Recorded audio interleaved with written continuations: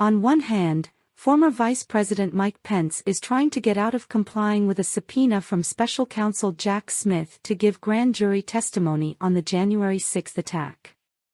But on the other hand, Pence made waves at the Gridiron journalists' dinner over the weekend by rebuking both former President Donald Trump and Fox News personality Tucker Carlson for their own roles in fomenting the insurrection.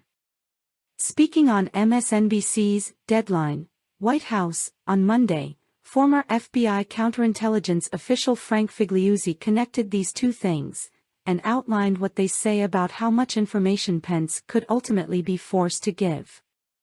"I want to be honest with all of you, I wasn't sure what to do with the Pence speech," said anchor Nicole Wallace. "I wasn't sure whether to cover it at all because it is so incremental that it makes me mad.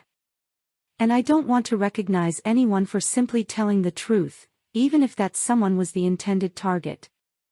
The mission statement of the insurrection was to, quote, "hang Mike Pence." "But I want to focus in on what he said," continued Wallace. Pence says, "Tourists don't injure 140 police officers by sightseeing. So if you're before a grand jury, say you lose as most people think he's going to do his subpoena fight, how did 140 police officers get injured? Donald Trump sends them to do something violent. It seems like the little lag, and I'm sure if that is a gross thought, but he clearly believes that Donald Trump incited a violent and deadly insurrection that injured 140 police officers and endangered his own life and that of his family. Once he loses his subpoena fight, he might actually be useful for Jack Smith. Yeah, my thinking around this grand jury situation is that Pence needs to be subpoenaed this order to hold that piece of paper up and tell whatever his constituency is these days, I had to do this, said Figliuzzi. And then I think that he ultimately will let it out, but he needs that piece of paper to hold up to say, I tried to fight this, I tried to do the right thing, and then he will protect his rear end by telling the truth so he can't get jammed up online to a grand jury.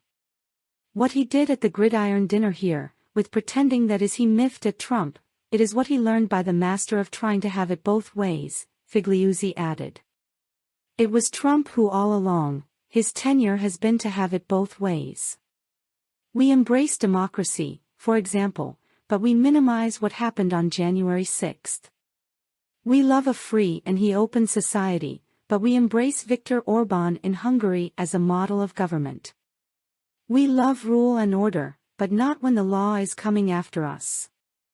It is, I have to have this both ways to survive. Why has Pence suddenly grown a spine right now, at least this weekend? The wind is blowing against Trump in the form of potential indictments. He sees this coming. He is thinking, maybe I need to get in this kind of counter-Trump movement because the guy is going to get indicted.